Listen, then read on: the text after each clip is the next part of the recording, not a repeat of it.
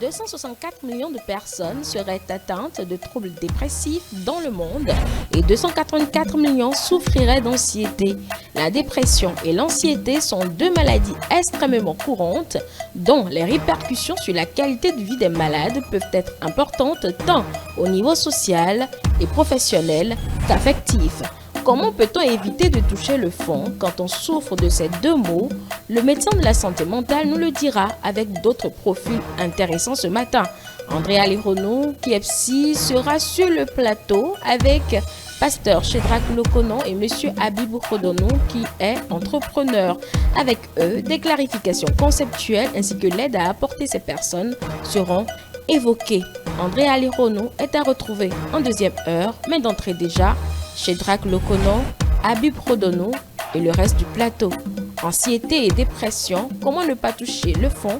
Le débat, c'est maintenant. Voilà, une belle sonorité de Zénab qui nous installe dans les échanges de ce matin et je vais entendre la voix de mes invités également, de mes compagnons de ce matin. Bonjour tout le plateau. Bonjour.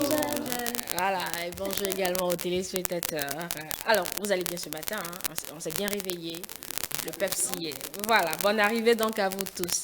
Bonjour Habib Khodonou, je rappelle que non seulement vous êtes entrepreneur, mais également consultant en gestion de ressources humaines et marketing et techniques de vente. C'est bien cela. Voilà. Prophète, pasteur, bonjour et bonne arrivée. Vous avez prêché ce matin? Pas encore? Au moins vous avez prié. Vous prêchez aussi sur les... D'accord. On est aussi prié. Ce qui est sûr, vous avez prié aujourd'hui. On a prié aujourd'hui. Qui d'autre a prié aujourd'hui? En tout cas, moi, j'ai prié. J'ai remercié Dieu pour ce jour. Allez, Nadège, comment vous allez ce matin? Ça va bien, Jerry. D'accord, ça va aussi. Modeste? Allez, sans transition, hein. On y va? Oui, il faut dire qu'aujourd'hui nous avons un mot qui soit avec S, donc plusieurs mots chauds. Le premier mot, on parlera d'anxiété. Anxiété qui s'écrit A-N-I-S-I, E accent aigu, T-E accent aigu. Alors déjà, il faut dire que c'est un nom féminin tiré du latin anxietus. Et au premier sens, on parle d'inquiétude pénible, de tension nerveuse causée par l'incertitude, l'attente, l'angoisse. Son regard trahissait son anxiété, par exemple. On parlera d'appréhension, d'angoisse, de crainte, d'inquiétude, de soucis, de tourment, d'affre. Et pour parler de synonyme d'anxiété, on parlera simplement d'angoisse. Alors, au deuxième sens, on parle d'un trouble émotionnel se traduisant par un sentiment indéfinissable d'insécurité. Alors, le deuxième mot du jour, dépression qui s'écrit D, E accent aigu, P, R, E, 2 S, I, O, N. Alors, la dépression est un trouble mental courant. On estime que 5% des adultes en souffrent. On estime que 5% des adultes en souffrent dans le monde. Elle se caractérise par une tristesse persistante et un manque d'intérêt ou de plaisir pour des activités auparavant enrichissantes ou agréables. Elle peut également se traduire par un manque de sommeil et d'appétit. Merci Modeste. Deux thématiques. On débat donc en un seul thème. Anxiété et dépression, comment ne pas toucher le fond. Les deux mots semblent se ressembler, mais il y a une grande différence. Clarification que André Alirono va faire à partir de 9h quand il sera avec nous parce qu'il est prévu pour la deuxième heure. Mais en attendant, on va démarrer avec le plateau déjà présent et installé. C'est sûr qu'il nous est tous arrivé d'être angoissés, d'être déprimé également, rassurez-moi, que je ne suis pas la seule. Nadège? Il m'arrive très souvent. Ah, non, c'est souvent là qui doit être inquiétant, très souvent. Pourquoi? La dépression? L'ancienneté. L'anxiété, d'être anxieuse. Et quand vous êtes anxieuse, vous faites quoi? La musique. Ah, vous écoutez la musique. Dans les deux cas. D'accord. Et pasteur? Bon, nous sommes dans la vie. Le problème ne manque pas, des besoins ne manquent pas. Et quand il y a un besoin où la solution n'est pas vite là, ça peut amener l'anxiété qui est l'inquiétude. On s'inquiète comment ça va se passer. Mais en tout, on sait que derrière tout problème, il y a une solution. Donc, on ne peut pas que cela nous domine. Bon, là, on sent tout de suite l'homme de Dieu qui garde sa foi. Ben, a raison, certainement. Oui, monsieur Rodonou, qu'est-ce qui vous amène, vous, à être anxieux ou dépressif? L'anxiété, nous le côtoyons tous les jours et il le côtoie tous les jours aussi. Souvent, ce qui m'amène parfois à être anxieux, c'est quand je ne suis pas certain de l'issue d'une situation ou quand je ne me trouve pas assez capable de pouvoir atteindre dans un temps donné des objectifs que je me suis fixés, ça me donne de l'anxiété. Et là, je développe rapidement des astuces qu'il faut pour pouvoir surmonter la pente. D'accord, développer les atouts qu'il faut. Modeste?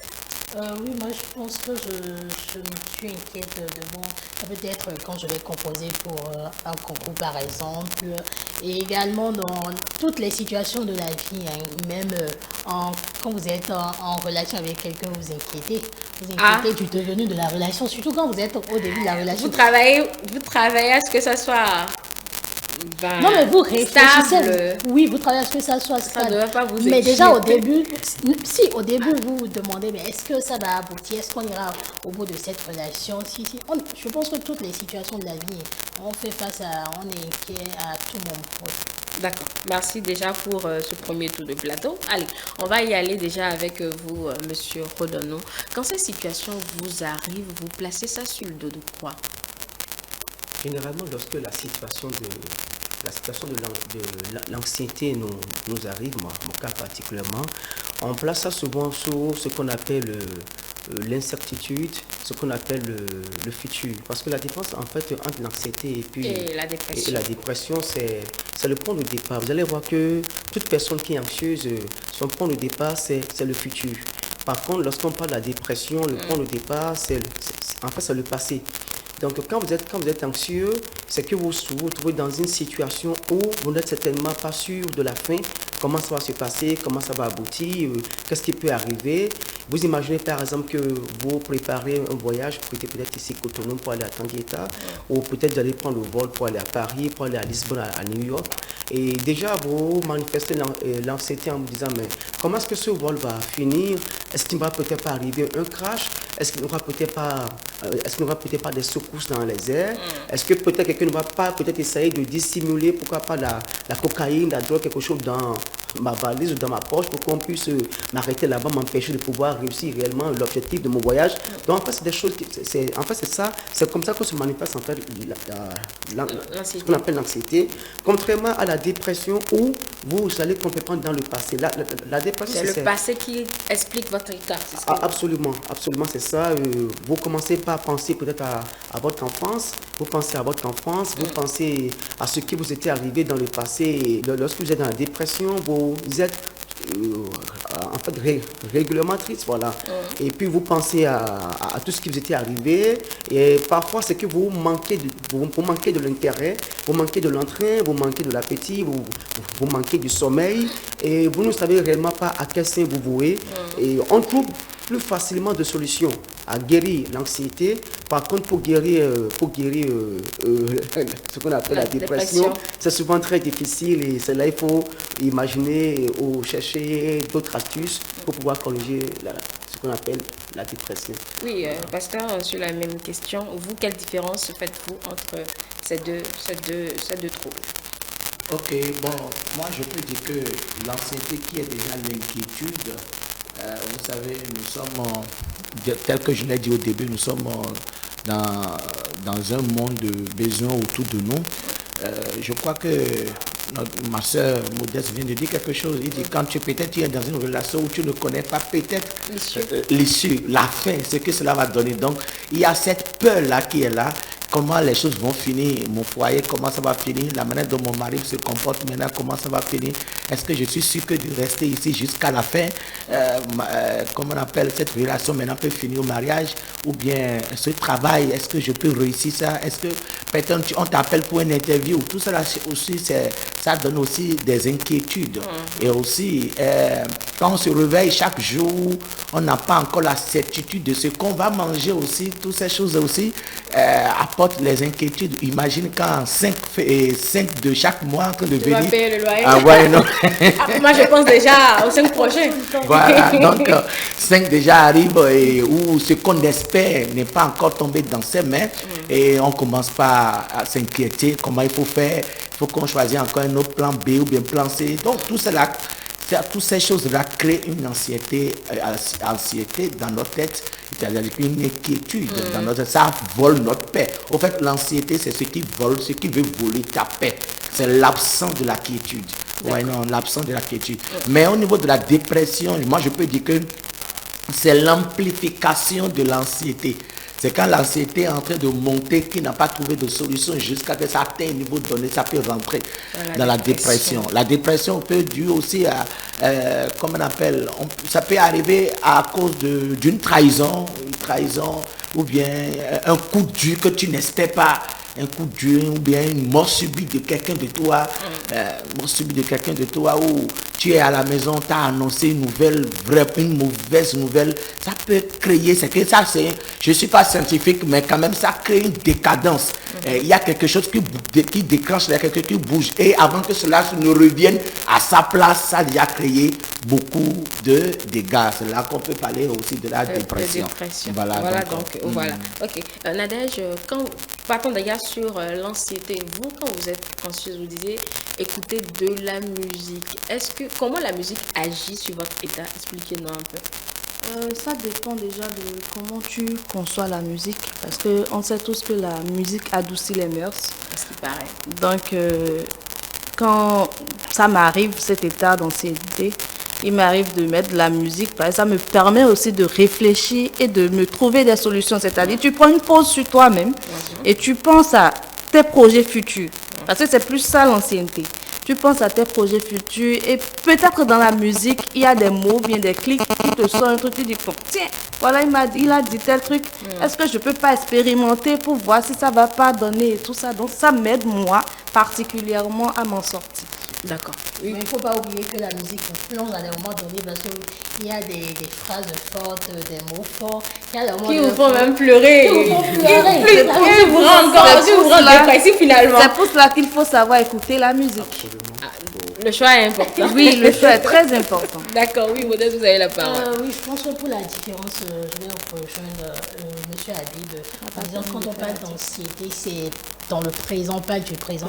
Mais quand on parle de la dépression, c'est le passé. Vous êtes déprimé du fait de n'avoir forcément pas atteint un but, vous êtes fixé des objectifs et peut-être la situation ne vous a pas permis de l'atteindre.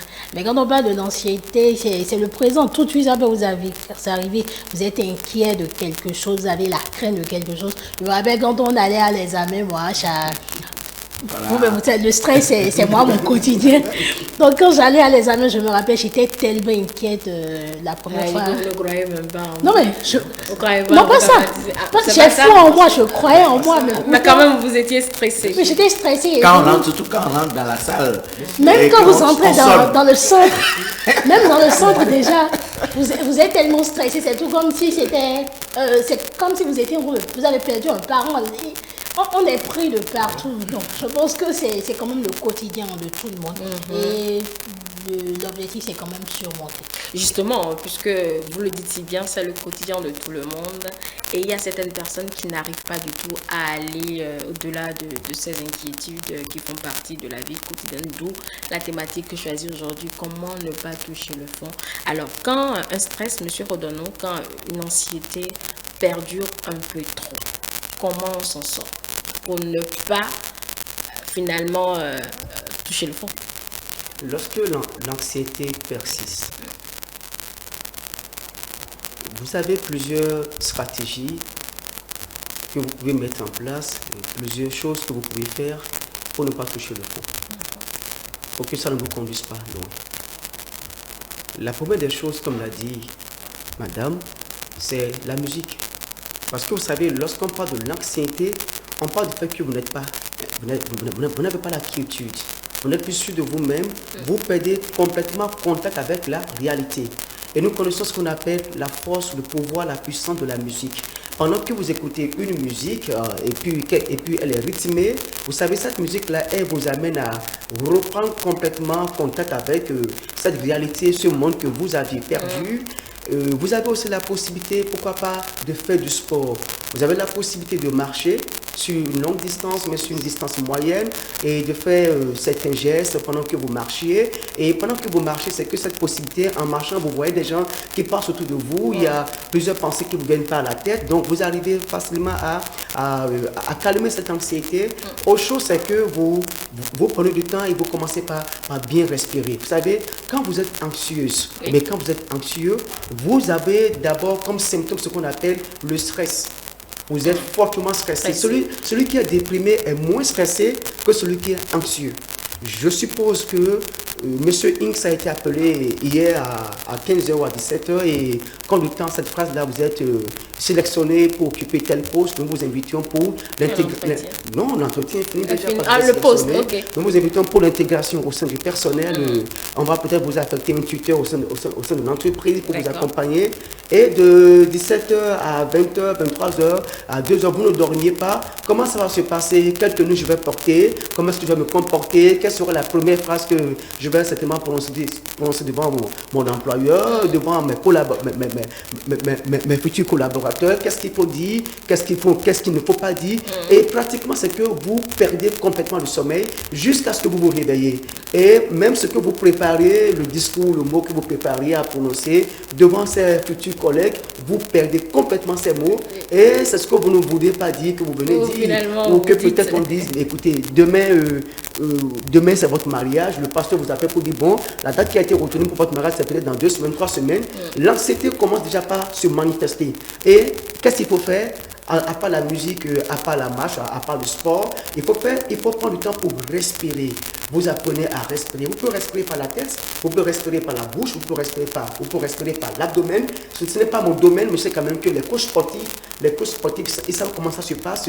Il y a cette relaxation. Une profonde inspiration. Une profonde inspiration. Vous respirez et vous expirez. Vous faites peut-être cet exercice sur plusieurs minutes. Donc le cœur reprend son rythme, apaise les nerfs, tout.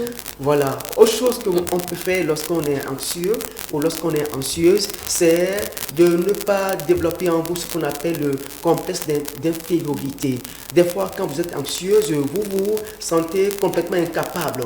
Pendant que la capacité ou ce potentiel est en vous et dort en vous et que ce génie est en vous et que vous devez forcément réveiller ce génie, quand l'anxiété vient, vous oubliez complètement qu'il y a un génie qui dort en vous, vous oubliez qu'il y a en vous cette capacité qui peut vous permettre de traverser les montagnes, de gravir les montagnes, de traverser les vallées, d'aller jusqu'au sommet et de vous réaliser. Et c'est quand l'anxiété passe maintenant, peut-être après 2 heures, après 1 heure, après des jours, que vous dites, ah mais écoute, j'avais ce potentiel, j'avais cette capacité, je pouvais le faire, mais c'est déjà passé. Alors, qu'est-ce qu'on peut aussi faire lorsqu'on est anxieux ou bien lorsqu'on est anxieuse? Qu'est-ce qu'on peut aussi faire pour ne pas toucher le fond? Parce que si vous ne guérissez pas votre anxiété, si vous ne traitez pas votre anxiété, ça peut vous conduire à la dépression et ça peut vous conduire à prendre la tête des champs et puis voilà, on vous tourne dans la rue sans chemise, sans chaussures, sans pantalon, ce qui ne va pas nous arriver certainement. Donc, il faut apprendre à traiter l'anxiété et une autre manière de traiter votre anxiété, c'est de faire appel à ce qu'on appelle l'être suprême. Vous appelez l'être suprême Dieu. Chacun a son Dieu, chacun sait comment adorer son Dieu. Vous appelez votre Dieu, vous lui parlez, vous confiez complètement en lui. Et bon, ça peut aller. Autre chose pour guérir votre anxiété, vous prenez votre table et vous mettez en place un plan. Qu'est-ce que je vais faire? Qu'est-ce qui me manque? Est-ce qu'il y a quelqu'un que je peux appeler? Ce qui fait que parfois ceux qui sont anxieux ou bien ceux qui sont déprimés deviennent fous ou bien deviennent folles, c'est quoi? C'est le fait qu'ils n'arrivent pas à ouvrir leur bouche pour en parler à quelqu'un. Quand vous êtes anxieux et vous réalisez que vous n'arrivez pas à guérir vous-même cette anxiété ou bien cette dépression, ouvrez la bouche. Si c'est au service, appelez un collaborateur, parlez à un collaborateur. Si c'est en famille, vous appelez un frère, une soeur, un oncle, une tante. quelqu'un en qui vous avez confiance. Ils ne comprendront pas forcément ce qui vous arrive. Peut-être qu'ils vont banaliser Oui, ce qui vous certes. arrive. Certes, ils vont banaliser. Déjà que vous-même, vous ne comprenez pas Absolument. ce qui se passe dans votre organisme. Parce qu'il y a des anxiétés même qui vous empêchent complètement de réfléchir. Absolument. Et qui vous envoient même à l'hôpital. Déclenchent toutes les maladies possibles. Si ce n'est pas le paludisme, même l'hypertension, tout vous arrive à un moment donné. Si on ne comprend pas la source, la cause de votre situation, est-ce qu'ils pourront concrètement vous aider, ces frères, Certainement ces qu'ils heures ne et pourront autres? pas vous aider, mais par contre, le fait juste d'ouvrir la bouche et de parler aussi, ça sauve parfois. D'accord. Oui, Nadège, est-ce que vous avez une anecdote, par exemple, sur la pire anxiété que vous avez eue? Il m'est arrivé, comme l'a dit Modeste une fois, au cours de mon examen bac déjà. Ah, ça c'était déjà le bac. Ça, c'était déjà le bac. Il n'y a pas plus récent? Plus récent, non. Oui, oui, oui, bien sûr. Au plateau, voilà. Ça, c'est vrai. Le jour, j'ai appris que je devais occuper le poste d'assistante à la production et à la post-production. Je me suis demandé, est-ce que je peux y arriver à faire ce truc? Ça, c'est la première question. Après, tu te dis, par quel voie et moyen je peux y arriver? Et tu es là, tu cherches. Voilà, je monte, on m'installe. Tout de suite, je suis allée voir l'équipe, je dis, je ne suis pas technicienne, je suis administrative. C'est vous qui allez m'aider à réussir ce poste. À un moment donné, quand ça commence bien, après ça flotte. Quand ça commence, ça flotte. Je me dis, mais est-ce que c'est moi ou c'est eux qui ont un problème? Mais finalement, Angel, comme je t'ai dit, un jour je me suis assise, j'ai passé mon temps à écouter de la musique.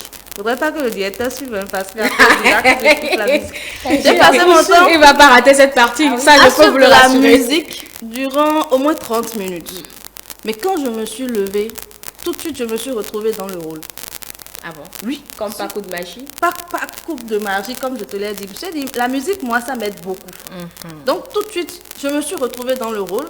Et la situation pour laquelle on m'avait appelée, et je n'avais pas de solution. Quand je me suis levée, je me suis dit, ben, tiens, fais ci, fais ça, fais ci. Quand je l'ai fait, je suis allée m'asseoir. On est revenu me dire, ça a marché. Donc, du coup, c'est déjà un exemple que je peux déjà te donner. C'est vrai que l'ancienneté crée un manque de confiance en soi. Mais quand on s'assoit et qu'on y réfléchit bien, quand on pratique tout ce que le monsieur Habib a dit tout à l'heure, je pense que ça pourrait y aller. D'accord. Oui, pasteur Lokonon, comment vous guérissez de l'anxiété? Ok. Tel que je l'avais dit avant, que vous savez, nous, on fait face beaucoup aux hommes et on écoute beaucoup plus des problèmes des gens. Et je vais vous rassurer qu'il y a des problèmes dans la vie. Oui. Il y a des problèmes. C'est comme on le dit en Il y a France, si des quelqu'un ne vous problèmes. raconte pas vos problèmes, Oui. le seul problème, pardon, vous penserez que c'est vous qui avez les problèmes du monde. Il y a des gens que tu vas les voir habillés très bien, mais quand ils te font asseoir pour te parler, tu vas comprendre qu'il y a vraiment des problèmes. J'ai commencé par travailler à la radio, prêcher à la radio, quand j'ai compris qu'il y a vraiment des problèmes dans la vie. Des problèmes pas possibles.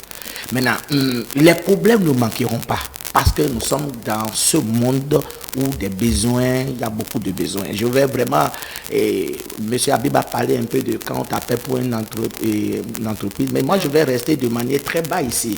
Surtout les problèmes de foyer, les problèmes de les enfants iront à l'école, les problèmes où le mari a abandonné sa famille, on ne sait pas là où il est, la charge est sur la femme, et le fardeau de deux personnes, une seule personne en train de trimballer ça. Et il y a tant, la belle famille se lève sur toi, tu ne sais pas, en tant que femme de foyer, tu es dans une inquiétude totale. Tu as peur. C'est là où je vous rejoins quand vous dites que c'est le manque de la paix. Ou le manque de la paix. Parce que la paix te donne l'assurance. La paix te donne. Ce qui règle l'inquiétude, c'est de chercher d'abord, c'est la paix. La paix te donne parce que quand il y a un manque de paix que l'inquiétude s'installe. Donc, dans ce cas, d'abord, ce que moi j'aimerais dire est que la première des choses que je voulais dire à ceux qui nous écoutent est que, parce que même ceux qui nous écoutent maintenant, si quelqu'un a un problème maintenant en train de nous écouter actuellement. Oui, forcément. Voilà, donc à ce que je vais d'abord dire est que je vais d'abord les faire comprendre que la solution est plus vieille que le problème.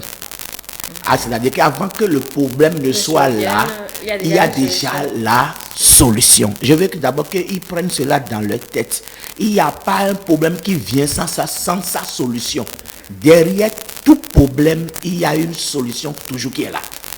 Le problème qui est là est que nous n'avons pas le calme dans notre cœur pour pouvoir déchiffrer ou bien savoir par quel moyen nous pouvons passer pour avoir ce problème. Déjà, comme ce que nous cherchons n'est pas encore arrivé, et on voit que bon, c'est fini déjà, j'ai déjà, bon, je connais déjà la honte déjà là, il faut que je subisse ça. Non. Dieu qui t'a créé, il connaît le problème avant que cela n'arrive à toi. Voilà. Donc, deuxième chose que moi j'aimerais encore dire est que quand il y a ces choses comme ça qui arrivent, il faut que tu calmes, il faut que tu gardes ton calme complètement. Il faut t'asseoir, réfléchir et demander à Dieu par quel moyen je peux passer dans ce problème-ci. Et troisième chose est que il faut toujours avoir cet espoir qui est devant. Parce que c'est le manque d'espoir qui amène dans la dépression. C'est manque d'espoir qui amène, je crois que M. Abel vient de le dire, c'est manque d'espoir qui amène dans la dépression parce que la personne n'a plus d'issue, c'est que bon, après ce chemin-là, le pont est fini là. Mais si effectivement le pont il est fini là, mais qu'est-ce qu'il fait? Oh, le pont n'est pas fini là, c'est des mensonges, c'est les mensonges de l'ennemi dans nos têtes. Le pont il y a n'est pas des situations où franchement... quelle que soit la densité du problème, quelle que soit la densité, la multiplication du problème, quelle que soit l'élévation, je ne sais pas le mot que je peux encore employer, d'une manière ou d'une autre, il y a toujours une solution.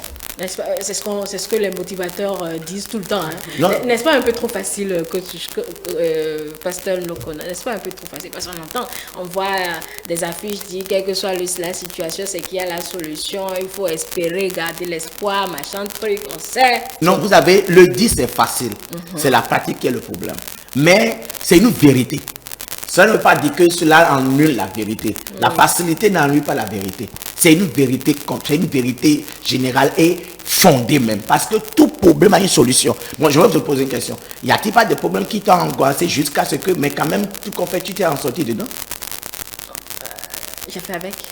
Mais quand même, est-ce que ça t'a emporté? J'ai fait avec. Est-ce que ça t'a emporté? Tu es là. Je suis encore là aujourd'hui. Tu es encore là depuis, encore là, non. Donc, c'est celui non, mais moi, la dernière anxiété que j'ai eue, je ne sais pas s'il faut la raconter, c'était un stress. J'étais un stress. Ah là là. J'ai fait de l'hypertension. J'ai fait du palu en même temps. Donc, tout était mélangé dans ma tête.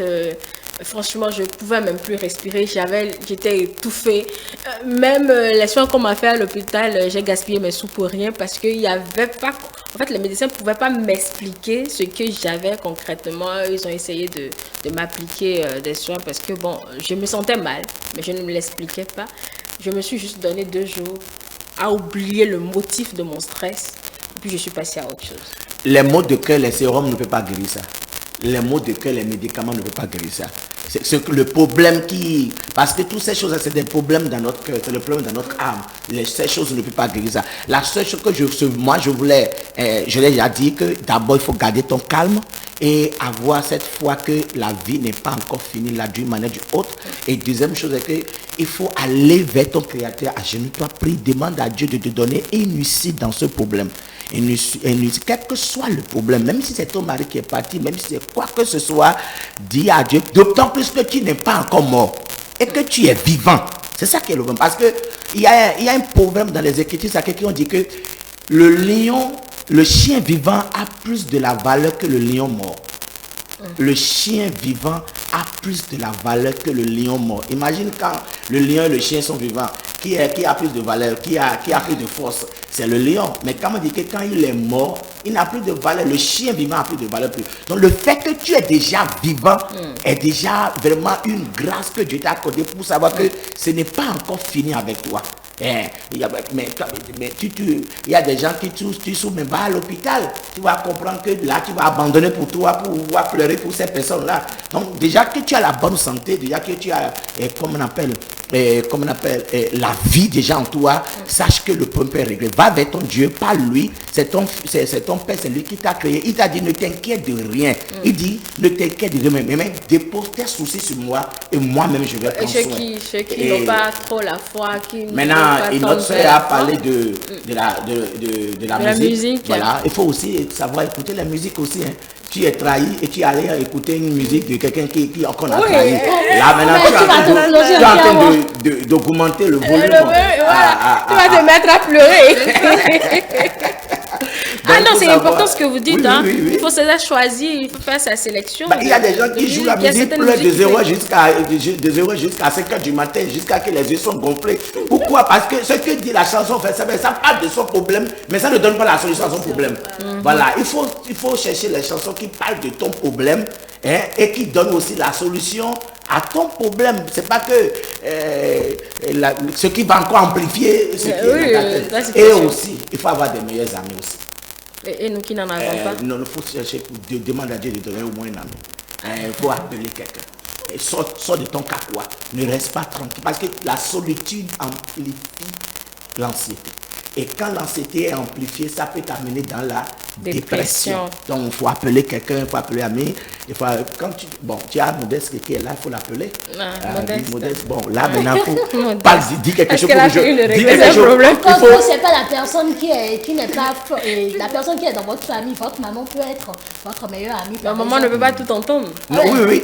Non, il faut chercher quelqu'un qui fait rire, quelqu'un qui fait sourire aussi, les gens aussi. Voilà, et voilà. Bon, il faut bien mettre Tom Jerry dedans et tu regardes. Tom Jerry. Voilà. Ah non, mais ça c'est vrai. Oui.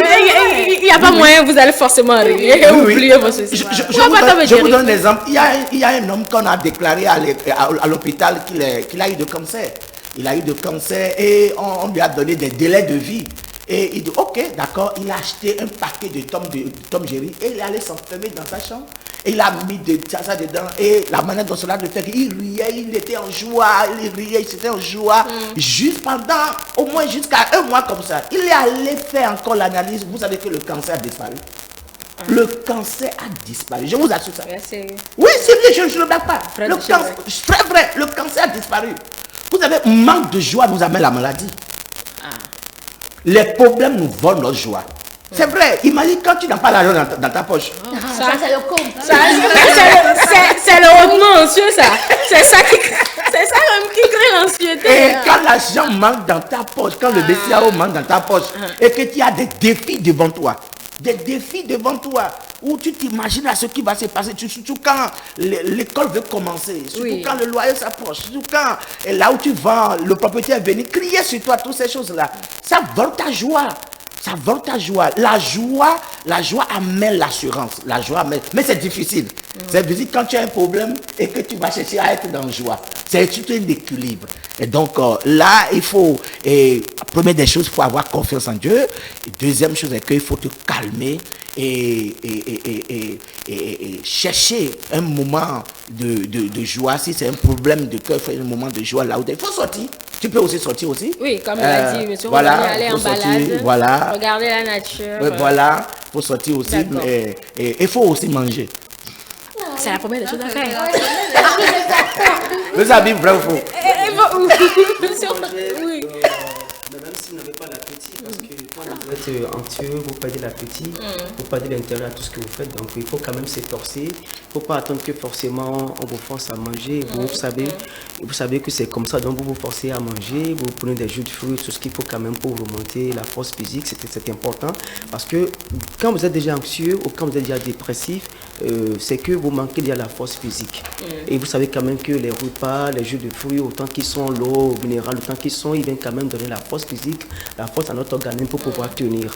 Je voudrais ajouter à ce qu'a dit le pasteur, cet élément clé dans la gestion de l'anxiété surtout. L'anxiété que vous avez traversée aujourd'hui peut revenir après-demain, ça peut revenir dans un mois. La même anxiété peut revenir. Alors, non seulement le pasteur dit qu'il faut se confier à Dieu, ce qui est important, mais il faut en même temps définir le mécanisme qui vous permettra de pouvoir anticiper sur cette anxiété qui va repasser demain. Je suppose que votre anxiété, c'est que c'est le 5 de chaque mois. Votre ancienneté, vous, c'est le 5 de chaque mois. Qui vient déjà. Qui vient déjà, je suppose. C'est déjà là, pratiquement. Et quand ça vient, vous savez que peut-être vos charges ne vous permettent pas de pouvoir répondre au sein de chaque mois. Alors, qu'est-ce qu'il faut faire? Il faut déjà anticiper. Anticiper, c'est voir peut-être pourquoi ne pas appeler l'agence immobilière, le propriétaire dit tiens, ce mois prochain, je ne sais pas évident qu'il puisse respecter le 5, mais donne-moi jusqu'au 10, au 15. Tu anticipes ou tu cherches peut-être, pourquoi pas Les propriétaires n'aiment pas ça. Oui, mais surtout ceux qui ne comptent que sur ça, oui, mais... ils n'aiment pas ça. Oui, mais ou Mais bien, quand même, il va comprendre quand même. il va comprendre. De toute façon, vous savez quand même que vous l'avez quand même tenu informé, c'est très important. Ou peut-être vous essayez d'avoir une activité parallèle en dehors de votre activité, une autre activité parallèle, quelque chose quand même qui pourra quand même vous permettre d'anticiper sur cette ancienneté qui va t'arriver. Ou si c'est peut-être l'emploi. En tout cas, il faut avoir en dehors de la prière, en dehors d'avoir confiance en soi. Mais il faut toujours avoir un plan B parce que la même anxiété peut revenir sous une autre forme, d'une autre manière. Et c'est ce plan B que vous mettez en place qui vous permettra de pouvoir anticiper. Donc, cette anxiété qui vient quotidiennement, pour vous, ce n'est plus une anxiété, c'est une situation à laquelle vous êtes habitué. Donc, ça ne vous bouleverse plus, ça ne vous donne plus de stress. Vous savez comment déjà vous pouvez gérer ça. Oui, d'accord. La gestion, on va revenir là-dessus. Oui, et Nadège, vous avez quelque chose à dire entre-temps? Oui, je disais qu'il y avait une phrase phare que tu as sortie tout à l'heure, excuse-moi. Quand le pasteur a parlé de communiquer, tu dis, mais chacun a ses problèmes.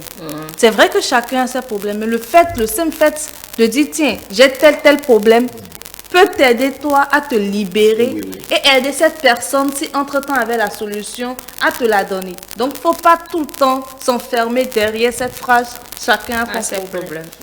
Alors, on entend souvent dire, Modeste, que, eh bien, il faut éviter souvent l'objet de nos stress à répétition.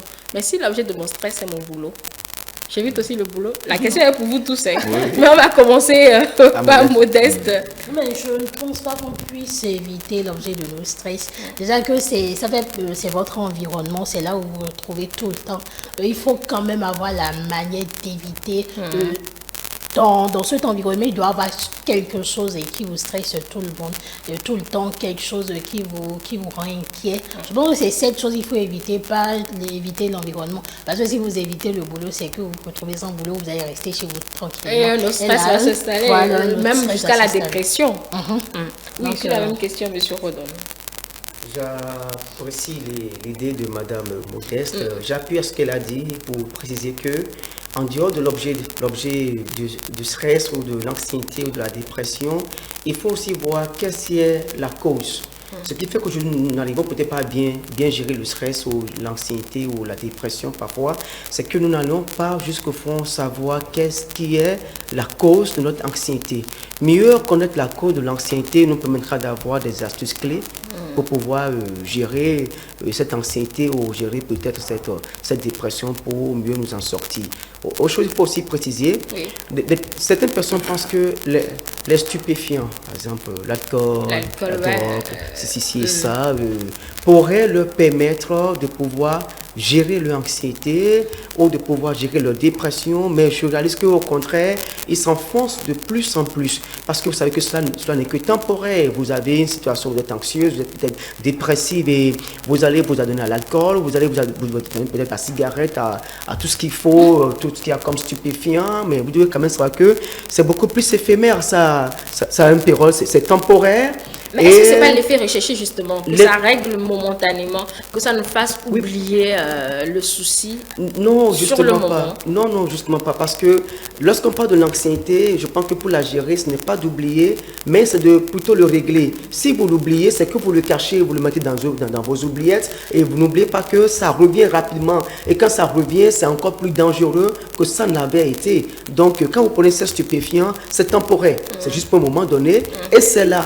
Lorsque l'effet des stupéfiants disparaît et finit, voilà, votre situation d'anxiété est présente, elle vous attend et il faut la gérer. Vous ne pouvez pas la gérer, vous vous redonnez encore à ces stupéfiants. Donc, au jour le jour, à chaque moment, vous prolongez la durée de vie de votre anxiété, mais vous ne la réglez pas, vous ne la gérez pas. D'accord. Nadège, c'est la même question. Éviter l'objet de notre stress. Chacun a dit qu'il faudrait plutôt essayer de contenir, si c'est par exemple le boulot, voir ce qu'il faut faire. Votre opinion là-dessus? Je reviens sur ma même stratégie, La la musique. musique. Parce que imagine-toi un lundi matin, parce que généralement les lundis matins, on est nombreux à ne pas aimer venir au boulot les lundis Personne matins. n'aime le lundi matin. Voilà, donc un lundi matin, tu quittes la maison, tu mets les écouteurs, tu viens au boulot. En sifflotant. Comme Imagine. Ah En oui, sifflotant. en sifflotant. En sifflotant. Donc, c'est sûr que tu commences ta journée de bonne humeur. Donc, je dis juste, apprends à mettre de la stratégie pour régler ton ancienneté. Accroche-toi à ce que tu aimes et viens au bout. Ah, mais quand il n'y aurait plus de musique, vous allez faire comment? C'est pour ça que j'ai rajouté, accroche-toi à ce que tu aimes. Oui, mais vous aimez quoi, vous? Moi, à part la musique, que tu sais déjà, il m'arrive également de suivre des films. Mais pas au boulot. Non, Ah oui. pas au boulot. Pas au- boulot. Non, pas au boulot. Mais sur mon poste, je peux me lancer de quelques vidéos sur le poste, puisqu'il y a la connexion. Je me lance des vidéos. Ah, ça fait rire. Ah, la connexion n'est pas faite pour ça. Ça nous aide par moment. Absolument, oui. Quand c'est un lieu de haut stress, Voilà. écoutez, il faudrait bien se déstresser afin d'être efficace au travail, puisque Voilà. l'objectif, c'est l'efficacité, même l'efficience. Aller au-delà de l'efficacité, l'efficience, c'est quand ces situations viennent là, c'est compliqué à être équilibré. Donc voilà, oui, qui peut vous en vouloir? Oui, pasteur. Ok, ce que j'aimerais ajouter, Oui. parce que mes prédécesseurs ont déjà tout dit, moi j'aimerais les faire comprendre qu'il ne faut pas fuir ton problème. On ne fuit pas le problème, mais on fait face au problème. Même si tu le fuis aujourd'hui, ça va encore te rattraper demain. Mais je crois que M. Abib vient de le dire. vient de le dire, oui. Voilà, il ne faut pas fuir le problème. Quel que soit le problème, sa nature, il faut faire face. l'affronter. Parce que quand tu réussis à affronter un problème et que tu as la solution, tu gagnes une expérience. Voilà, c'est qu'il y a une expérience que tu gagnes. Ça te donne une leçon, même si tu échoues. Ça te donne encore une leçon. Dans il n'y a pas d'échec dans cette vie. Il n'y a pas d'échec. Soit tu apprends quelque chose, soit tu délaisses quelque chose. Il y a toujours quelque chose qu'on apprend. Donc, d'une manière ou d'une autre. Donc, mais tu n'as pas fait ton boulot quand même. Puisqu'il a dit, il faut Donc, tu fuir es obligé l'objet de ce s'adapter. stress, il faut l'éviter. Tu n'as pas fui ton mari. Tu es obligé de t'adapter, quel que soit, même s'il est violent, il est méchant. S'il est violent, il faut le fuir. Non. S'il est violent, on le fuit. Quand on dit violent, bon, je ne sais pas si j'ai trop Nous, on parlé. le prend au premier J'ai- degré s'il est violent. La Ah, femme ok, le ok. prend au premier degré. Ah, c'est sérieux. C'est très sérieux.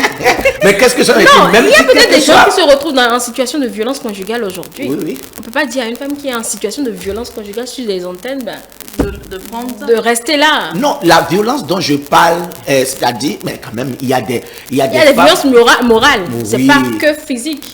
Je ne parle pas seulement. Non, quand il y a affaire de physique, c'est grave. Il y a affaire de physique, il faut faire court parce que vous n'êtes pas dans un camp militaire où on doit te bastonner. On dit l'amour, On c'est n'est pas pas sur un bastonnage. ring. C'est pas bastonnage. Mais qu'est-ce que ça veut faire comprendre? Tu ne veux pas fuir ton mari, peut-être qui est en train de, quelle que soit sa nature, envers toi. Si ce n'est pas, il n'y a pas encore à faire de coups sur toi. Il n'y a pas encore à faire de, comment on appelle, le sang qui sort de ton corps à cause de ces bastonnages. Mais quand même, tu peux l'affronter d'une manière ou d'une autre. Il y a des gens qui disent que mais c'est comme ça, mais on est dedans. Mais comme ça, on est dedans Non, quand mais même. si tu On dois te fait réveiller avec. chaque D'une manière- matin pour, excusez-moi, Oui. si tu dois te réveiller chaque matin pour ce genre de truc, violence morale même déjà, ça te crée une dépression. Enfin, tu peux pas te lever chaque matin, tout le temps entendre la même chose ou bien c'est les mêmes, les reproches et tout. À un moment donné, tu dis, mais il faut que ça se cesse. Ça s'arrête plutôt. Il faut Mais que ça s'arrête. s'arrête, on est aussi inquiet du regard de la société. Parce que quand je vais quitter ce foyer, je vais me retrouver dans la maison familiale, par exemple, on est inquiet, on se dit, mais Le qu'est-ce truc, que les c'est gens que vont le dire? pasteur parlait de quiétude tout à l'heure. Oui. Et je ne pense pas qu'avec cette violence conjugale, ça créerait Bon, ça, une c'est- paix Bon, intérieure. peut-être la C'est un violence, exemple parmi tant d'autres. peut-être le mot ou bien le mot que j'ai employé, ou bien le nom que j'ai employé, peut-être ça a pris une autre. Sinon, c'est que moi, je sais que quelle que soit la colère de ton mari, quelle que soit sa nature, d'une manière ou d'une autre, vous avez, on dit que Déla a fait tomber Samson sur ses genoux. Il a fait dormir complètement. Donc, c'est la femme a de la force. Qu'est-ce que ça veut faire comprendre? Oui. Ne fuis pas, même si tu fuis celui-ci. Et quand tu vas rencontrer une autre personne, lui aussi aura une autre nature, où tu dois aussi affronter aussi. Dans chaque domaine de la vie, il y a toujours quelque chose à affronter. Même en mangeant, il y a des choses à affronter. Oui, il faut marcher. En mangeant aussi, il faut marcher. Il faut marcher. Il faut se battre avec les eaux. Les arêtes de poisson. Voilà, donc dans tous les domaines de la vie, il y a toujours quelque chose à affronter. Seulement, il faut préparer ton cœur. Préparer ton cœur. Il y a des gens qui disent souvent que je n'ai plus peur. Je n'ai plus peur de quoi que ce soit. La personne qui dit ça, c'est parce qu'elle a traversé beaucoup de choses. Beaucoup de choses. Et aussi, sans problème, on ne grandit pas aussi. Sans problème, on est toujours bébé. Tu seras un bébé parce que tu n'es pas passé par quelque chose. Il y a des gens, quand ils vont te faire ça, ils vont te parler, c'est comme s'ils ont fait une prière pour toi. Tu vas descendre, parce qu'il va te donner ces témoignages, les choses par lesquelles il passe. Il est passé là, que tu peux. Oui, monsieur Rodon. Mais j'allais compléter, c'est vraiment très important. C'est aussi riche, hein, c'est très riche ce débat, ce thème surtout. J'allais profiter pour dire, apprendre à gérer son ancienneté, c'est très important. Et c'est très utile. Lorsque vous fuyez votre ancienneté et vous ne le traitez pas, vous ne le gérez pas, vous ne gagnez en rien, vous n'avez pas de l'expérience, vous ne grandissez pas. Et demain, ce n'est pas évident que si une ancienneté plus petite que celle-là que vous avez fui vienne, ce n'est pas évident que vous puissiez tenir. Vous ne perdez rien du tout. À faire face à votre situation d'anxiété, vous ne perdez rien du tout à faire face à la situation de dépression que vous traversiez. Il faut faire face à cette situation, il faut chercher comment est-ce qu'on peut le traverser, comment est-ce qu'on peut le régler, comment est-ce qu'on peut le surmonter pour pouvoir arriver.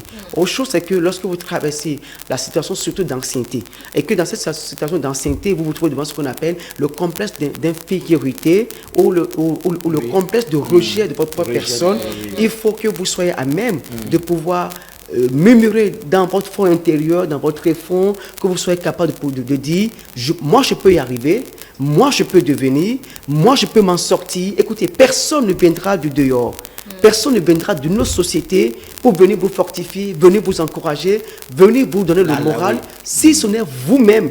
Alors, mais si déjà, en face de cette situation d'ancienneté, vous êtes la première personne, excusez-moi, à vous rejeter, vous êtes la première personne à vous sous-estimer, vous êtes la première personne à vous rabaisser vous-même. Écoutez, vous ne serez plus à même de pouvoir traiter votre situation d'ancienneté. La personne qui est capable de pouvoir surmonter la dépression, la personne qui est capable de pouvoir surmonter l'ancienneté, c'est la personne qui apprend des autres. Vous avez compris comment cette personne est passée par là. Peut-être que la personne, il y a des gens qui viennent vous voir pour vous poser leurs problèmes régulièrement. Et pendant qu'ils vous posent leurs problèmes, c'est qu'ils vous expriment en même temps l'ancienneté qui traverse ou la dépression qui traverse. Et c'est vous qui parfois les conseillez ou leur montrez le chemin qu'il faut suivre. Et mieux vous devenez pour eux un mentor, un appui, un soutien, quelqu'un qui les motive d'une part. Quand vous arrivez vous maintenant dans cette situation-là, vous devez vous rappeler du passé. Mais écoute, telle personne était passée par cette situation et je l'ai aidé, elle a pu s'en sortir. Telle personne a traversé cette situation de dépression, je l'ai aidé, elle a pu s'en sortir. Pourquoi maintenant moi, quand ça m'arrive, il faut que je puisse tomber des nuits, il faut que je puisse perdre le contact avec la réalité. Lorsque vous êtes dans cette situation d'ancienneté, vous murmurez en vous-même, je peux réussir. Je peux devenir. Si d'autres sont passés par là et n'ont pas réussi, moi je peux m'en sortir et devenir un exemple, devenir un modèle. 2, pour pouvoir réussir, traverser votre situation d'ancienneté, ne vous rejetez jamais. Ne vous comparez pas pour dire, eux ils sont meilleurs, eux ils sont bons, eux ils sont bénis. Vous êtes même plus bénis que les autres. Vous êtes même meilleur que les autres. Vous êtes même plus performant, plus formidable que les autres. C'est difficile d'avoir toutes ces pensées en tête. Oui. Il y a certaines situations qui sont vraiment compliquées. C'est fortement difficile. C'est pourquoi il faut déjà commencer par vous entraîner déjà. En fait, il y a un souci avec nous sur le plan local. Oui. Et contrairement peut-être en Occident, il y a ce qu'on appelle par exemple, on vous prépare au suicide. Il y a des gens qui volontairement disent au médecin, il faut que dans telle année je puisse mourir. Vous savez qu'aujourd'hui en France, on a voté l'arrêt de la mort aujourd'hui. Les gens peuvent volontairement se lever et dire, je veux mourir, il faut qu'il y ait cette sensation de vie pour moi. Ce n'est pas que j'encourage cela. En Occident, il y a ce qu'on appelle l'école où on vous forme, on vous apprête à anticiper sur certaines choses. Ce n'est pas que le mal va vous arriver, mais vous vous dites, je suis optimiste, mais en même temps, je dois savoir comment est-ce qu'on peut traiter ce qu'on appelle le scepticisme. Lorsque le mal va arriver, comment est-ce que je peux le traiter lorsque le malheur va arriver. Donc, il faut vous préparer, il faut commencer par anticiper certaines choses, certaines situations, Quand même, ce n'est pas votre prière que ça puisse arriver. Comme vous l'avez Et dit, quand- c'est pas que vous encouragez le suicide, mais comme le pasteur l'a dit tout à l'heure, je pense que la vie, elle est faite d'épreuves. Absolument. Donc, c'est dans ce sens-là que Absolument. vous inscrivez vos pensées. Vous pouvez continuer. Absolument. Fallait que je Donc, fasse la vie est faite d'épreuves et vous anticipez déjà, vous vous préparez pour ça et vous cherchez les moyens. Ce n'est pas que vous priez que ça arrive, ce n'est pas que vous souhaitez que ça puisse arriver. Et ça n'arrive pas qu'aux autres, ça peut vous arriver aussi. Mais si déjà vous anticipez et vous vous préparez déjà, le jour où ce malheur ou ce pire va arriver, je pense que même s'il doit y avoir une forte décadence, vous aurez quand même la capacité de pouvoir tenir, même si c'est à 50%, parce que vous avez appris à anticiper. Voilà. D'accord. Il y a les coachs en développement personnel qui font des trucs, vous allez zoomer, vous allument une vidéo, vous suivez la vidéo et tout de suite vous dites je vais quitter cette situation et quand vous quittez, vous vous retrouvez après chez vous. C'est qu'à la porte même de la situation, bon, je suis revenue. Exactement. Et là, vous ne savez même plus quoi faire. Donc, je pense que c'est pas pour me moquer des coachs, mais à des moments quand vous êtes là dans la salle, vous vous dites, je vais le pasteur pouvoir rebondit parce oui, qu'il je a vais aussi pouvoir y un arriver, coach. je vais dépasser. Mais quand vous sortez de la salle, tout de suite, le problème est déjà devant vous et vous dire, je suis là. C'est de là que l'homme est limité. C'est là qu'il faut maintenant il faut faire appel à la main de Dieu. Quel que soit ton, comment on appelle, le bois où tu es, c'est là que tu faut que tu agenouilles pour dire Seigneur, donne-moi la paix du cœur. Il faut faire cette prière, même en une minute, tu vas voir que tu vas avoir la paix. Le problème est qu'on n'a pas recours directement à lui. On a recours directement à nos sagesses. On a recours directement quand on applique nos sagesses, que ça ne marche pas. Imagine, tu es allé vers un coach et il t'a parlé tout ça, et il t'a fait sourire tout, et tu es sorti. Le problème, maintenant, t'attends encore dehors et tu es encore rentré à la maison avec. Là, maintenant, il faut demander l'aide de Dieu. Seigneur, donne-moi la grâce de m'en sortir dans cette affaire. Et donne-moi une idée. Il suffit que Dieu te donne seulement une seule idée. Et la situation est déclenchée. Mais je Mais vais il faut aussi dire qu'en fait, c'est quand les coachs n'ont pas une obligation de résultat. Non. Les coachs ne sont pas des menteurs, ils ne sont pas des hommes à tout faire. Ils ont Les coachs, ils une n'ont pas. obligation de moyens. Ils ont une obligation de moyens, ils vous donnent les moyens, ils vous entraînent, ils vous fortifient, ils vous montrent la voie, le chemin, mais ils n'ont pas avec vous obligation de résultat. Donc, avis à ceux qui disent les coachs sont des menteurs, c'est ça. Non, ils ne sont pas des menteurs, ils ont avec vous le contrat d'obligation de moyens, ils vous offrent les moyens, ils vous montrent la voie, et c'est pourquoi, après même le contrat de coaching, il faut demander ce qu'on appelle l'accompagnement du coach, il faut l'assistance du coach. Quand vous fournissez votre contrat avec le coach, il faut l'accompagnement, il faut l'assistance. Le coach vous donne parfois même des moyens, des casques, des vidéos, des schémas, ceci et ça. Allez vous exercer, vous revenez. C'est de l'entraînement. Le coach ne va pas vous dire, aujourd'hui tu as suivi, tu as été entraîné, demain tu seras meilleur. Pas du tout. Je n'ai jamais vu un coach descendre sur le terrain et jouer pour une équipe, mais il donne les moyens, il vous oriente, il vous fortifie, il vous montre ce qu'il faut faire. Quant à vous d'apporter le résultat, donc il faut aller vers l'accompagnement. Dans une situation d'ancienneté, madame, vous savez qu'en France, en Europe par exemple, même aux États-Unis, il y a ce qu'on appelle l'accompagnement. Quand vous êtes dans une situation d'ancienneté qui vous dépasse, vous appelez un coach.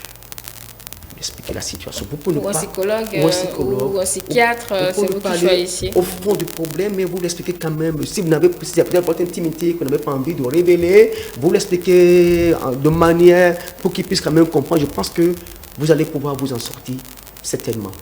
Vous vous en sortir. D'accord. On a passé le temps sur l'anxiété.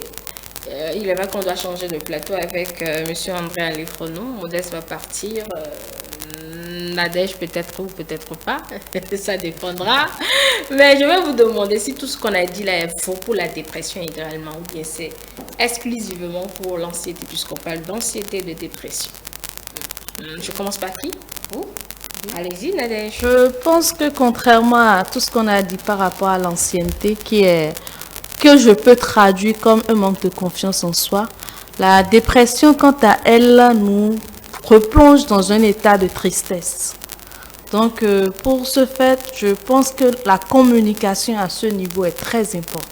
Il faut savoir communiquer. Il faut savoir dire j'ai tel problème, j'ai vécu telle situation et là je me sens mal, je vais tel, je vis ci. Il faut savoir le dire. Donc, Angel, je ne pense pas que voilà la nuance entre l'ancienneté et la dépression. Non, pas l'ancienneté. L'anxiété, pardon, et la dépression. Oui, Modeste. Oui, je pense qu'il y a de différence entre anxiété, dépression. Non, on a fait la différence. On tout a à fait la l'heure. différence. En Oui. fait, c'est pour dire que c'est pas la même chose, hein. Et la dépression, aujourd'hui, dans nos sociétés, on parle.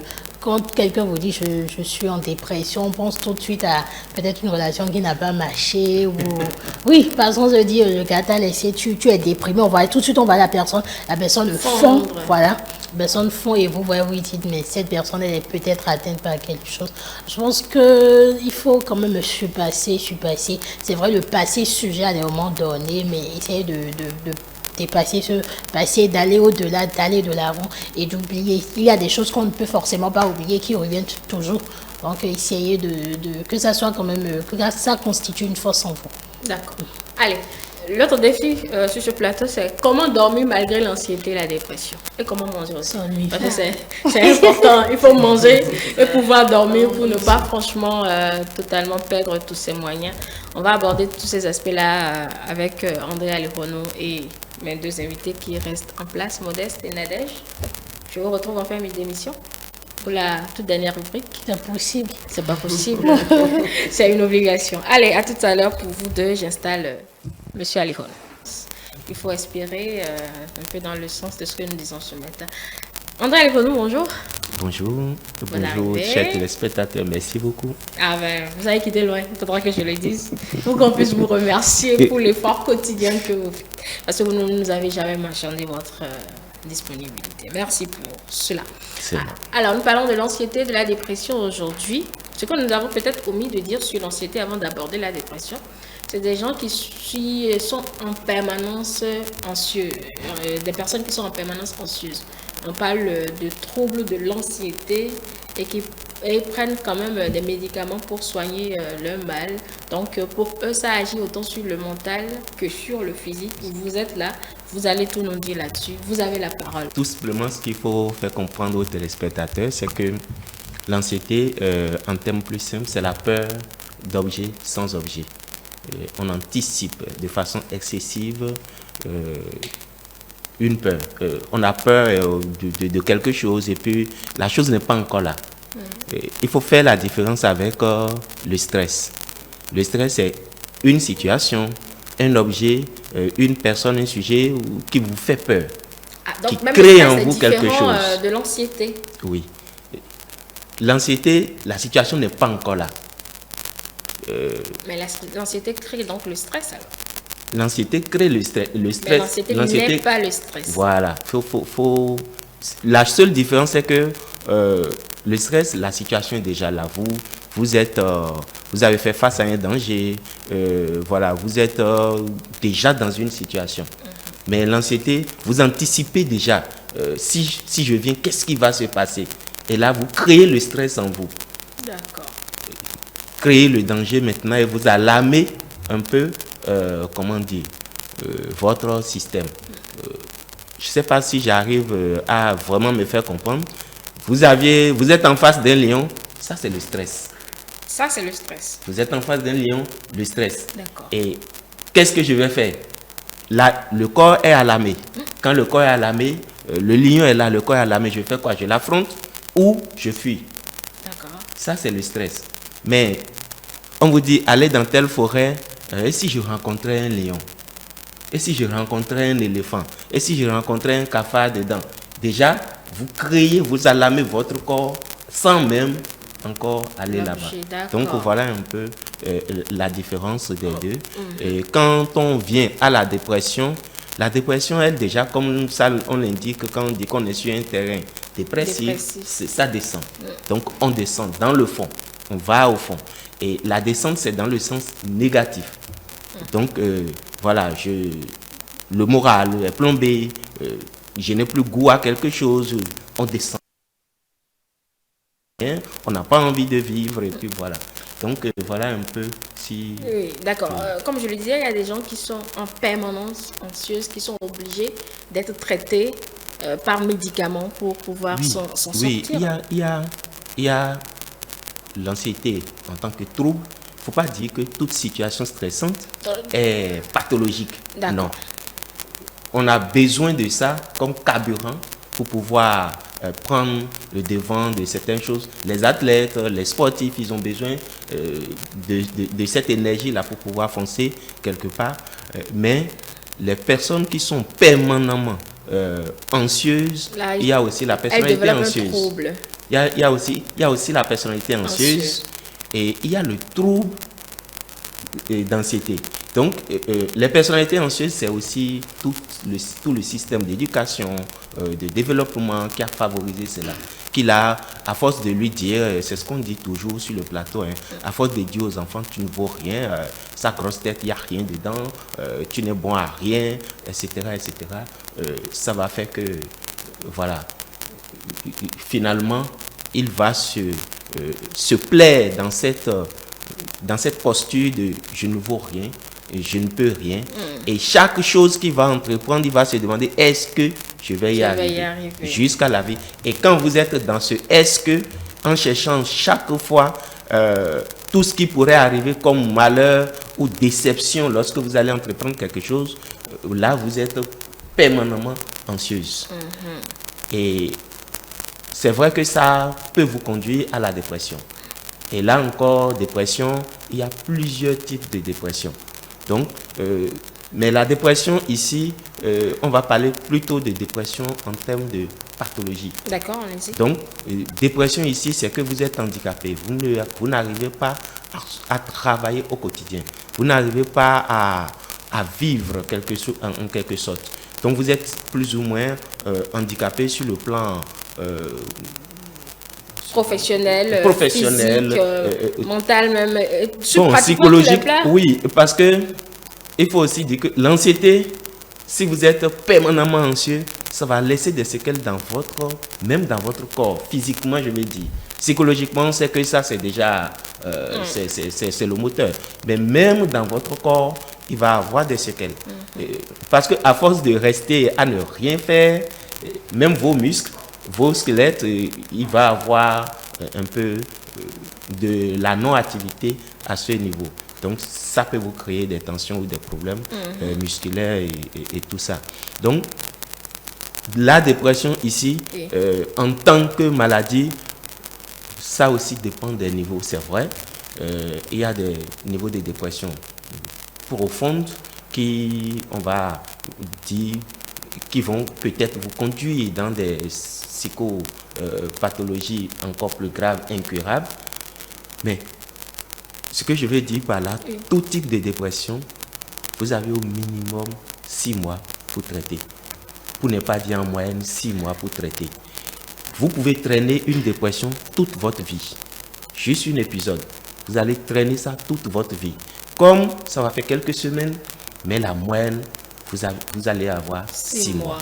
Alors, qu'est-ce que je vais dire en disant cela? Quand vous êtes en proie à l'anxiété ou que vous êtes régulièrement dépressif, ne cherchez pas la solution bon marché.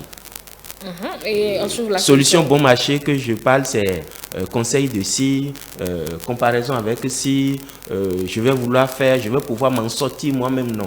À ce niveau, soyons humbles, demandons de l'aide. À qui? Demandons de l'aide aux professionnels. La dépression, l'anxiété, surtout, jusqu'ici, le seul médicament, j'ai envie de dire, efficace dessus, c'est la psychothérapie. Vous allez passer ailleurs. Pour tout type d'anxiété ou bien ceux qui développent le trouble? La psychothérapie pour tout type d'anxiété. Maintenant, si vous arrivez à la dépression, vous allez avoir besoin et de psychothérapie et de, peut-être selon votre niveau de dépression, et d'accompagnement médicamenteux. Là, vous allez faire appel à la fois à un psychiatre, à un psychologue ou à un psychothérapeute.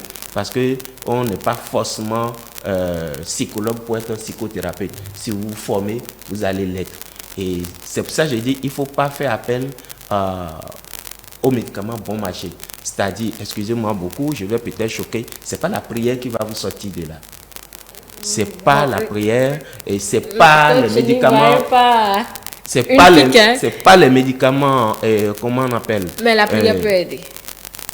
Je dis, c'est pas la prière qui va vous sortir de là. D'accord. Parce que, quelque part, ici, on va vous appeler à l'action. On a dit que c'est l'inaction. Donc, il faut pouvoir trouver, et là encore, la motivation n'est que j'ai envie de dire, juste un levier pour vous amener à bouger. Parce que si vous ne bougez pas, et dans la psychothérapie, c'est qu'on va élaborer avec vous les facteurs et voir comment vous trouvez les moyens vous-même pour pouvoir bouger. Et si vous aviez besoin, parce que le corps peut avoir tellement encaissé qu'il aurait besoin qu'on le soutienne un peu avec un peu de médicaments. Et c'est là qu'on va faire appel au psychiatre ou à un médecin pour pouvoir vous appuyer.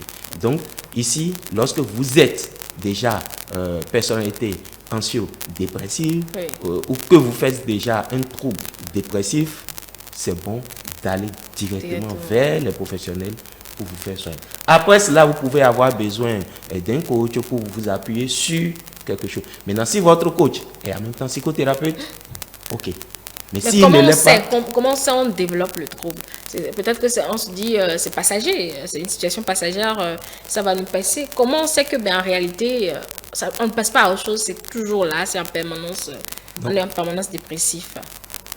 vous avez fait une première épisode que vous n'avez pas pu gérer.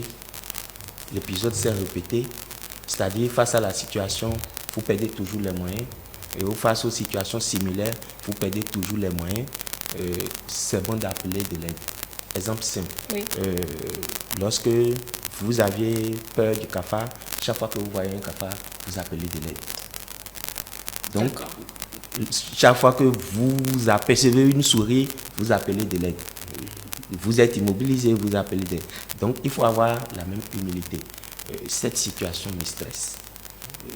Ce que je dis, c'est que le fait de venir sur le plateau, par exemple, on a peut-être un peu de stress. Oui, même nous les animateurs, la première prise de parole est forcément objet de stress. Ça vous permet, et même si vous ratez la première, l'habitude ou la pratique fait une fois dans l'élan, vous essayez de vous adapter. Donc c'est pour dire, faut pas on va penser que bon voilà, c'est toute situation qui est malade. Non. Je prends un exemple. Vous avez un enfant qui à l'approche de chaque devoir ou d'examen, il est malade. Là, il faut l'aider. Cet enfant, il faut l'aider. Et il y a une situation de stress excessive là qu'il a besoin de gérer, qu'il faut l'accompagner dessus. Sinon, ça va devenir pour lui une habitude et puis ça va amener d'autres choses. Même peut-être les coups après vont commencer par être stressants. Donc, il faut vraiment, dans ces situations, moi ce que je conseille, c'est de vraiment aller vers un professionnel. Ce que je dis, c'est pas qu'on ne va pas prier, parce que j'explique. Quand on va aller se confier à un prêtre, on va se confier à un homme de Dieu ou à un tradit, il va vous dire des choses sur le moment qui vont peut-être, vu la conviction ou la notoriété qu'il a, vu votre, je sais pas, personnalité, vous allez prendre des engagements, mais ça va être d'abord du refoulement. Ça va être d'abord du refoulement pour pouvoir vous en sortir, c'est-à-dire vous allez déplacer le problème. Vous allez l'enfouir quelque part en vous et ouvrir d'autres fenêtres pour pouvoir vous en sortir. Mais nous on dit que le refoulement c'est pas bon. Parce que le retour du refoulé, il est encore plus dangereux. Vous l'enfermez quelque part, lui, il fera tout pour sortir. Et quand il va sortir déguisé, il va sortir autrement. Et là, il va sortir encore plus enragé. Donc, il n'est pas bon. C'est vrai que c'est un mécanisme de défense quelque part, mais il faut savoir l'utiliser. Mais si ces hommes de Dieu s'y connaissent en psychothérapie, si c'est un homme de Dieu qui s'y connaît en psychothérapie, il le fera. Il va privilégier la psychothérapie à la prière. J'en connais plusieurs qui appellent. Parce qu'il sait que la prière va avoir plus d'efficacité lorsque vous allez être vous. D'accord. Ok, d'accord. Alors, nous allons aborder cette fois-ci comment maintenant, comment pour arriver à passer à autre chose quand on a ces genres de troubles, en l'occurrence, comment dormir, parce que comme vous le savez, quand on est anxieux, quand on est stressé, quand on est déprimé, on ne s'adonne à rien du tout. Comment dépasser cela? André, vous aurez la parole tout à l'heure puisque c'est vous le spécialiste, mais je vais laisser déjà ceux qui côtoient ces personnes-là au quotidien répondre à la question. On va commencer par vous, pasteur. Ok. Ce qui est là est que, tel que nous l'avions dit, est que les problèmes ne vont jamais manquer. Les inquiétudes ne manqueront jamais. Il y aura tous ces problèmes. Chacun, ton problème n'est pas mon problème, n'est pas le même. Le même. Voilà, donc chacun rencontre des problèmes selon son environnement, selon son domaine, selon ceci. Ce qui est ton problème aujourd'hui, ce qui toi tu traverses aujourd'hui, maintenant peut ne pas être un problème pour moi. Ça peut être déjà quelque chose que j'ai surmonté une fois déjà. Vous voyez, non. Donc de là, quand il y a ces choses qui arrivent, telles que nous l'avions déjà dit, nous devons comprendre que parce que c'est pas tout ce qui peut t'arriver directement où tu iras voir. Comment on appelle, nous avons donné l'exemple maintenant de l'approche de 5, qui est vraiment courant et qui amène l'inquiétude à tout moment dans le cœur de tout le monde. C'est quand 5, on traverse 5, on voit le cœur, le cœur calme. On pousse un gros ouf de soulagement. Voilà. C'est Vous n'êtes pas malade. On attend le prochain 5 pour être encore Là, on n'est pas malade. dans notre stress. Donc, ce que moi j'aimerais dire à tous ceux qui nous écoutent est que en ce moment, d'abord, il faut savoir que la vie n'est pas finie là. La vie n'est pas finie. Et dormir simplement, on ne pas si facilement. Non, c'est pas fait de dormir simplement comme ça. Non, la vie n'est pas finie là. Il faut d'abord savoir qu'il faut t'asseoir et Dieu nous a donné cette capacité de réflexion. Il faut t'asseoir, il faut réfléchir comment il faut faire. Puis aller de ce côté ou bien aller de ce côté. Ou bien si tu vois que ta tête est chaude, va dormir. Va dormir. Ça nous empêche de dormir. Vous n'avez jamais rencontré cette situation où vous n'arrivez pas à dormir? On ne dort pas. On passe les nuits blanches, ça fait partie des symptômes. Voilà. L'insomnie On passe fait des partie nuits des blanches. symptômes. Oui, quand le problème est atteint par paroxysme, des fois on reste en éveil jusqu'à un Et moment. c'est comment dépasser ça qui est la question. C'est le comment dépasser là qu'on est en train de dire. Même si tu prends somnifère, il y a des gens, je connais des gens qui prennent des somnifères mais qui ne le donnent pas aussi. Mais même si tu prends somnifère, ou bien tu te réveilles, ou bien quelqu'un te réveille, tu réveilles avec le même problème. Même si tu prends somnifère, tu dors jusqu'à un moment donné, tu réveilles avec le même problème. Là maintenant, parce que j'ai donné l'exemple de 5 là, donc tu es le 3, tu te réveilles le 4, tu vas toujours te souvenir de ça. Qu'est-ce qu'il faut faire? Ce qu'il faut faire, il faut d'abord comprendre que tout qu'on fait, ce qui va arriver, que ça ne serait pas la fin de ma vie en ce moment-là. D'accord. Voilà. Là, et si je ne dors pas, je vais encore me créer autre chose. Voilà. Et mon frère vient de dire quelque chose. Il faut te donner certaine assurance à toi-même.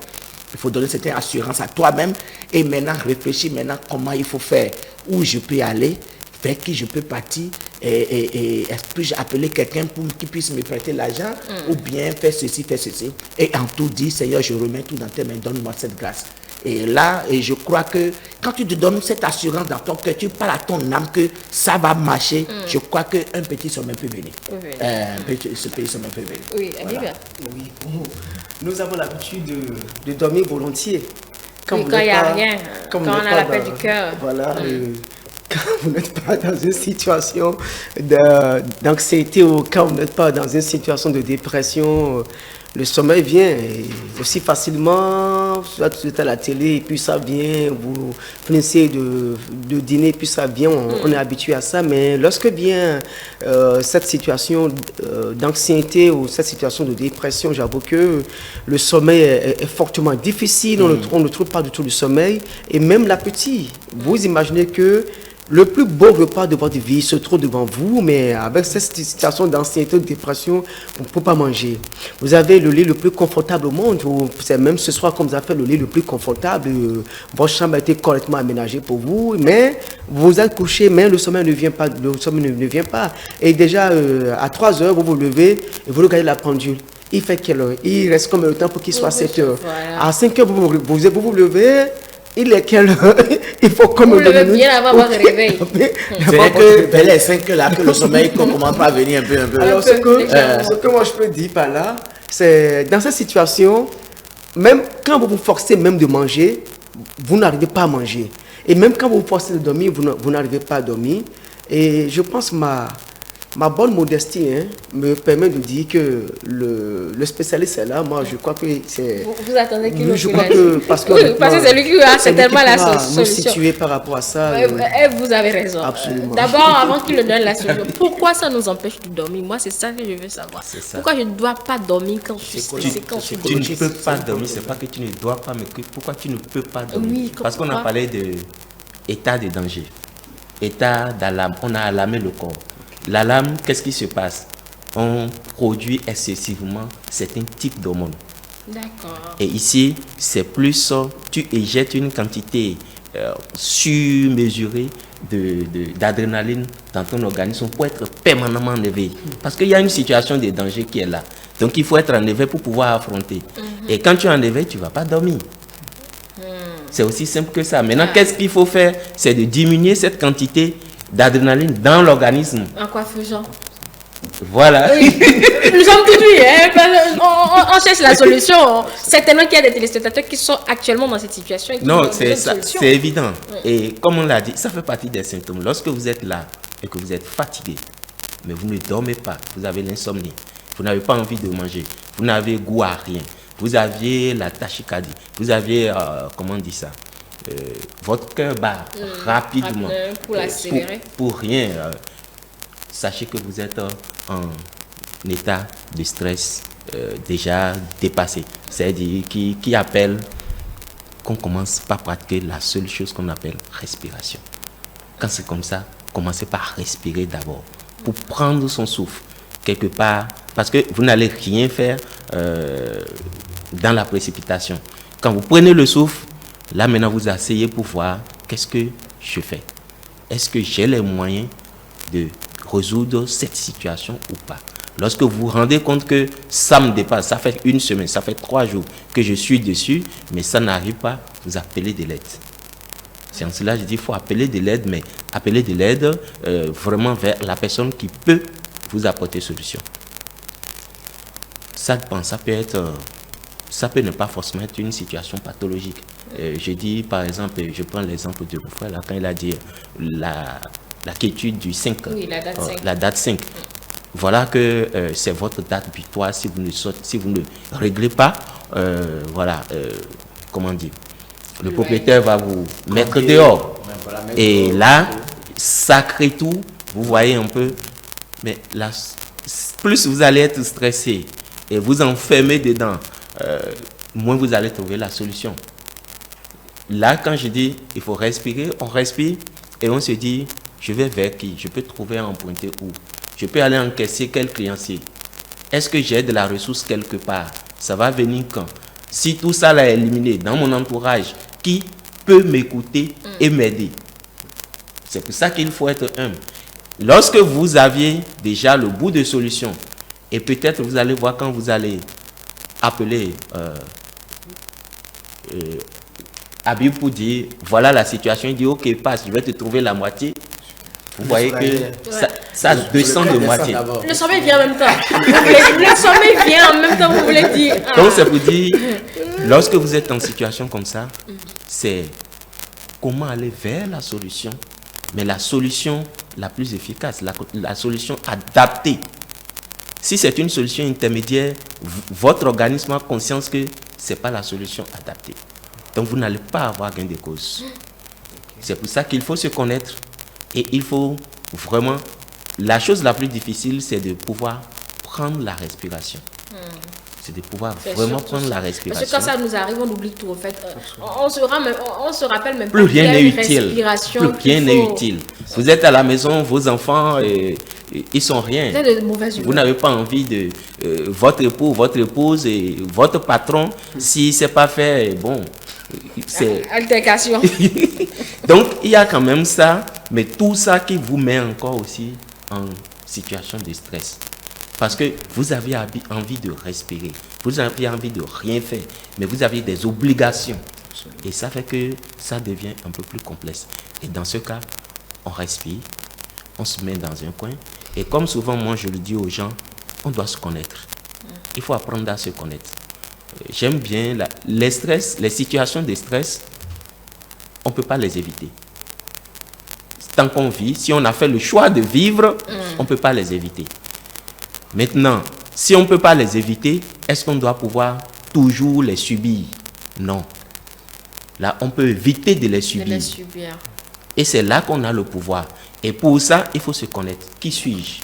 Qu'est-ce qui m'amène le sommeil, comme il a dit? Qu'est-ce que j'aime? Quand je suis en surtension interne, qu'est-ce qui m'apaise? Est-ce la musique? Est-ce la danse? Est-ce la marche? Qu'est-ce que c'est? Ça, je dois le savoir. Je dois le savoir. Je donne moi qui suis ici, quand je suis vraiment stressé, je mets la télé et je me couche là, je mets le volume, ça va venir. Ça, il n'y a rien à faire, je vais dormir. Il n'y a rien à faire. Tout le monde sait ça, je vais forcément dormir. Donc, il faut savoir que, voilà, telle chose m'amène la paix. Et dans ça, il ne faut pas aussi en abuser. Parce que ce qui t'amène la paix, si tu l'utilises, l'organisme va aussi s'habituer. Mais il faut apprendre dans ces moments, il faut vraiment aller vers des situations de détente. Regarder une vidéo qui fait rire,